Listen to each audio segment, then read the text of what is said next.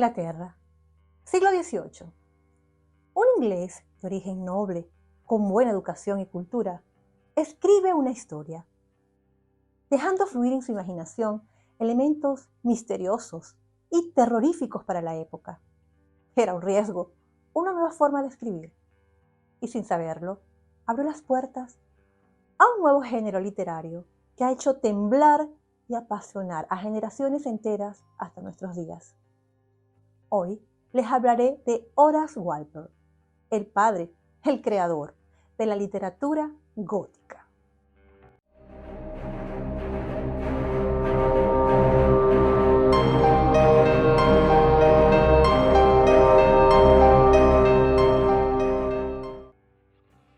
«24 de septiembre, y en una fecha como hoy, en el 1717, nace en Inglaterra nuestro personaje de hoy. ¿Qué fecha tan peculiar para nacer? ¿A quién sería precisamente? El pionero, el creador de la primera historia, la primera novela gótica que abrió las puertas a este género. Porque un día como hoy, un 24 de septiembre, está prácticamente a las puertas del equinoccio del otoño. Veamos quién fue este interesante personaje. Bien, Horace Walpole nació en Inglaterra en el siglo XVIII de noble cuna. Era hijo de un noble, del conde de Oxford, que llegó a ser primer ministro de Inglaterra. Se educó en uno de los mejores colegios de entonces, en el Eton y en el King's College de Cambridge, donde alrededor de sus 22 años, cuando tenía 22 años, terminó la universidad. Estamos hablando aquí de un hombre educado, culto, que supo aprovechar las oportunidades de la educación que le dio su posición y su época. Después de la universidad, realizó lo que se llamaba entonces el Grand Tour. Países claves en este Grand Tour, que por cierto, de Grand Tour es de donde se deriva la palabra actual turismo, sitios claves eran sobre todo Francia e Italia. Italia, donde yo me encuentro, donde se encuentra gran cantidad de monumentos históricos, sitios emblemáticos de la cultura grecorromana, que evidentemente captaron la atención de Horace Walpole porque será justamente aquí en Italia el escenario que él crea para escribir su primera novela, El Castillo de Otranto.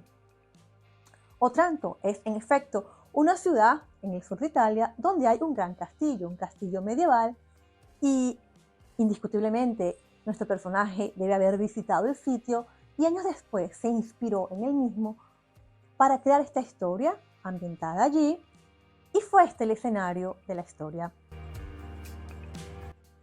Pues bien, la ciudad de Otranto es perfectamente visitable en la actualidad. El castillo medieval se encuentra todavía allí y los habitantes se sienten orgullosos de decir que ese fue el ambiente de inspiración de nuestro personaje de hoy, que dio origen a la primera novela gótica de la historia, El Castillo de Otranto. La cosa curiosa también fue que años después, cuando él escribe su novela, él refiere en el primer prefacio que escribe que esta es una obra que él está traduciendo del italiano al inglés en base a un manuscrito misterioso que tenía en posesión una familia inglesa, pero que había sido encontrado en Nápoles y que no se sabía con seguridad la fecha, ni de la historia ni de la escritura. Esto no fue más que un artificio literario. En realidad, no existió nunca un manuscrito misterioso que él tradujo, ni tampoco hubo ninguna traducción. La obra no fue escrita en italiano, fue escrita en inglés por él mismo. Y es una historia ficticia que él creó de su pura imaginación. Actualmente esto lo consideramos una obra creativa, pero en su época, siendo su primera novela, él tuvo un poco de temor y, para salvarse las espaldas, no reconoció que él había sido el creador de la novela. Él dijo que simplemente había traducido de un italiano muy elegante, y no fue así. Él fue el escritor original, el creador de la ficción, y la obra fue escrita en inglés por su puño y letra. justamente en este periodo de viaje, él comienza a escribir.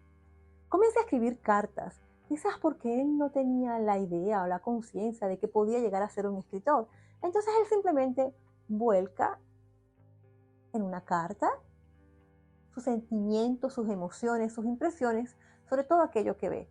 Cartas que resultaron ser valiosísimas en los años posteriores, ya que al coleccionarlas y al tenerlas todas juntas han creado un epistolario de gran valor literario.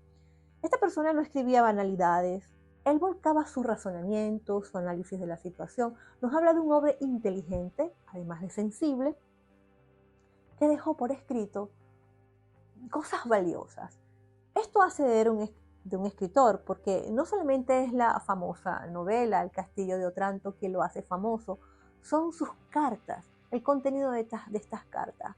Lamentablemente no tuvo la idea de escribir otras historias, de ser escritor, porque siguiendo la tradición de familia, al regresar a Inglaterra, entra en política, siguiendo las huellas del padre.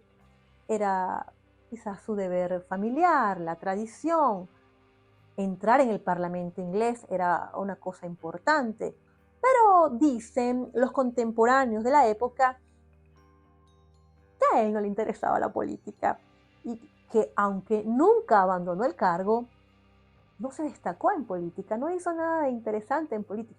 En cambio, él se destaca por sus escritos, sean por sus cartas, sea por su novela, y esto me dice que era un hombre sensible, era una mente con una sensibilidad particular y escribir fue el modo en que él se expresó y nos dejó su legado hoy en día. Otro hecho interesante de mencionar de nuestro personaje es que él en Londres primero alquila una casa, después la compra y la transforma en una especie de castillo medieval.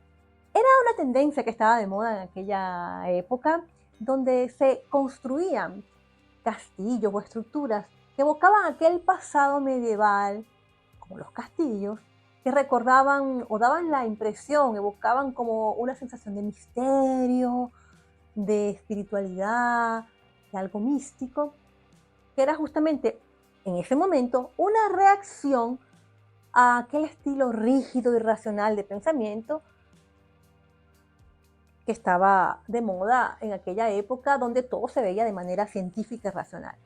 Horace Walpole se une también a esta corriente y para evocar ese pasado también en su vivienda, en su casa, transforma aquella casa en una especie de castillo y lo embelleció de tal manera que este lugar hoy en día sigue siendo un punto turístico de visita porque es uno de los mejores ejemplos de arquitectura neogótica de ese periodo, de la cual Horace Walpole fue también un creador. Y no quiero dejar de señalar otra contribución importante que dejó, pero esta vez al lenguaje. Fue él el primero en acuñar el término serendipia, un término, sí, lo sé, un poco común, un poco complejo. ¿Qué significa? Aquel descubrimiento creativo, aquella inspiración que la mente hace de repente cuando en realidad estaba buscando la solución a otra cosa. Obviamente es una experiencia más de mentes creadoras, creativas, de genios. Acuña este término por primera vez en una de sus cartas y dice que la tomó de una especie de fábula siria.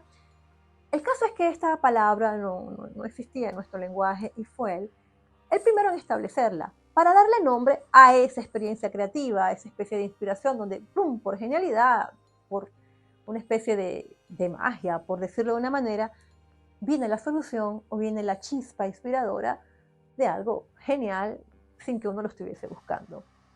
Así era él. El caso es que nuestro amigo, por serendipia, por necesidad de escribir, por nostalgia al pasado, etc., escribe una novela que titula El Castillo de Otranto.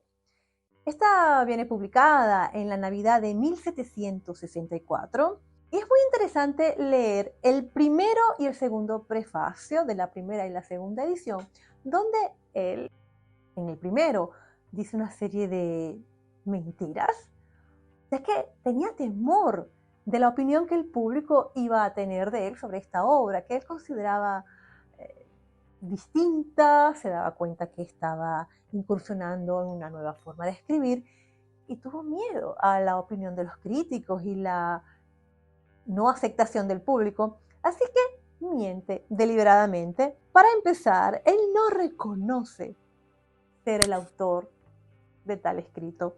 Dice que él simplemente hizo de un traductor de un texto, de un manuscrito italiano misterioso que había sido encontrado en Nápoles, etcétera. Pero no, el autor había sido él. El manuscrito no existió.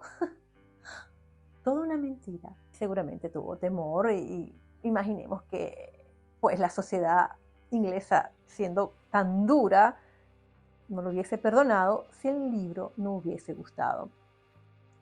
Yo quisiera revisar un momento algunos párrafos de este prefacio, tanto el primero y el segundo, porque nos dicen mucho de él, son palabras suyas y me acerca un poco a su personalidad y me dice algo de cómo era, cómo pensaba. Aquí les leo literalmente en el prefacio de la primera edición, donde él se está escondiendo bajo la apariencia de ser un simple traductor. Y dice lo siguiente: la presente obra fue encontrada en la biblioteca de una antigua familia católica al norte de Inglaterra. Fue impresa en Nápoles, una ciudad italiana, en el año de 1529. Nada de esto es cierto. Dice, su estilo es el italiano más puro. Pero por favor, si la escribió en inglés, la escribió él mismo, la inventó. No hubo un manuscrito encontrado. Pero obviamente esto puso una situación misteriosa, incitó a la curiosidad y realmente atrajo a la atención de la gente y del público, y fue uno de aquellos ganchos que le dio tanto éxito a la novela, porque la gente pensó que era cierto, que aquel manuscrito había sido encontrado, que la historia era real y que tales acontecimientos habían sucedido. Dice que fue escrito en Italia, pero no, fue escrito en Inglaterra. ¿Qué sucede? Se vende la novela, los ingleses la leen, tiene un éxito grandísimo, las personas creen que es una historia real, se asustan porque es por primera vez que en una historia se meten elementos misteriosos, fantasmagóricos, hay una especie de castillo que está como embrujado, hay una profecía, y esto causa una sensación. Sobre todo el público cree que es cierto, porque no estaban acostumbrados a aquella época a estas historias góticas como hoy en día las conocemos, y la gente creyó que era cierto. La novela se vende, tiene un gran éxito y todo el mundo dice, ¡qué maravilla! Y ante esta crítica tan exitosa que él no se esperaba, entonces él se ve obligado a sacar un segundo prefacio aclarando su posición, ahora que sí sabía que tenía el apoyo y la buena crítica de la gente.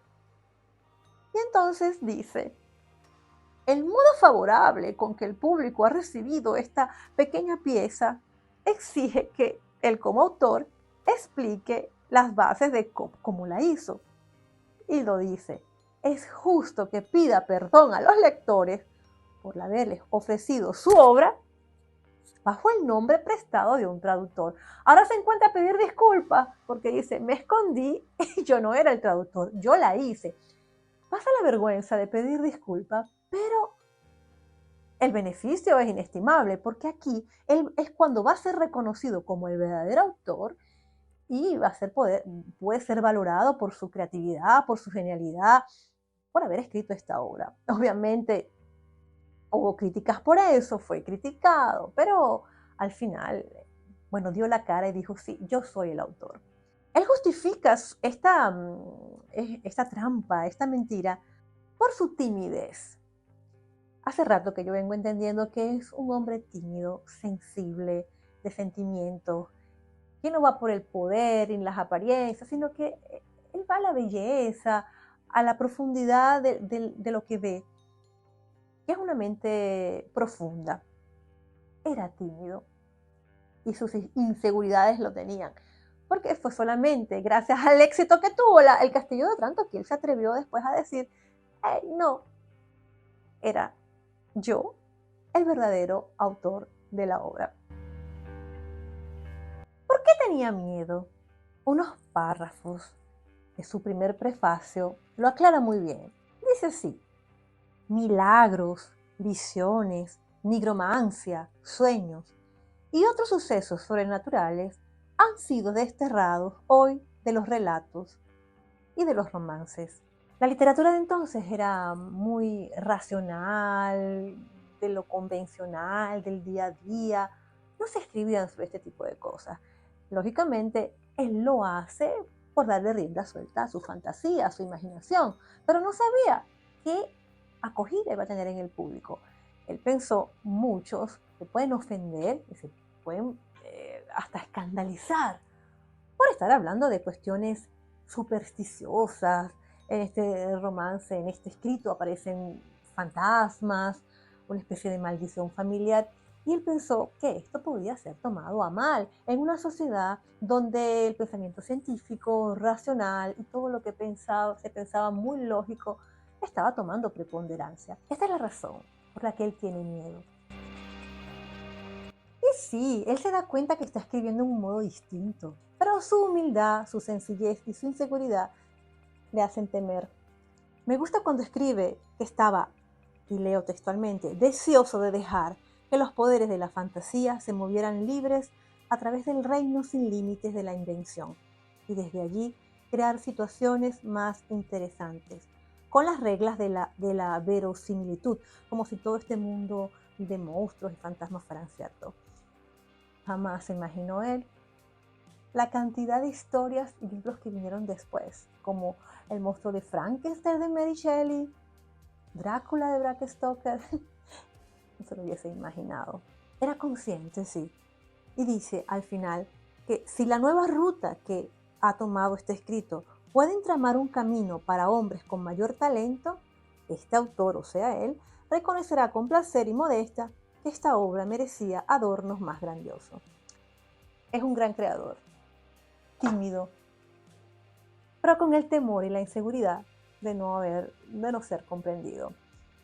Me hubiese gustado que hubiese tenido más seguridad en sí mismo y hubiese arriesgado más al poner su nombre como creador en el primer prefacio.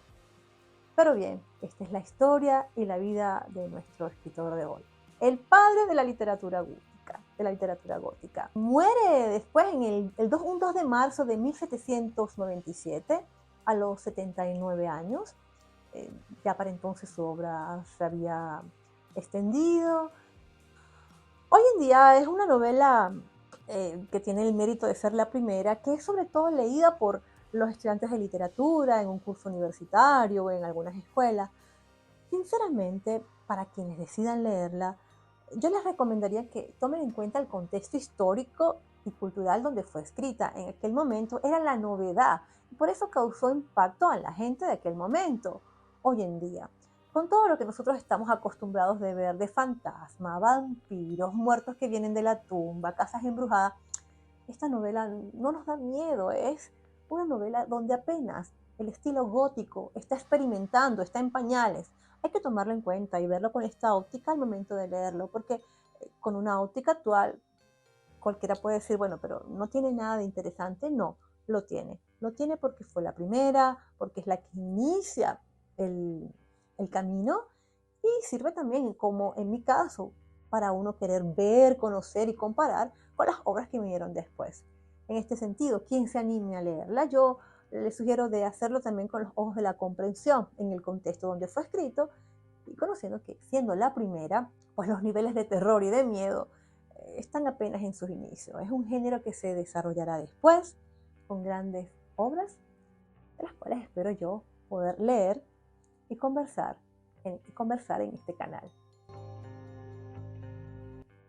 Y este fue Horace Walpole, un hombre, una mente, una vida, entre las muchas que pasan y siguen pasando por este mundo, que dejan algo.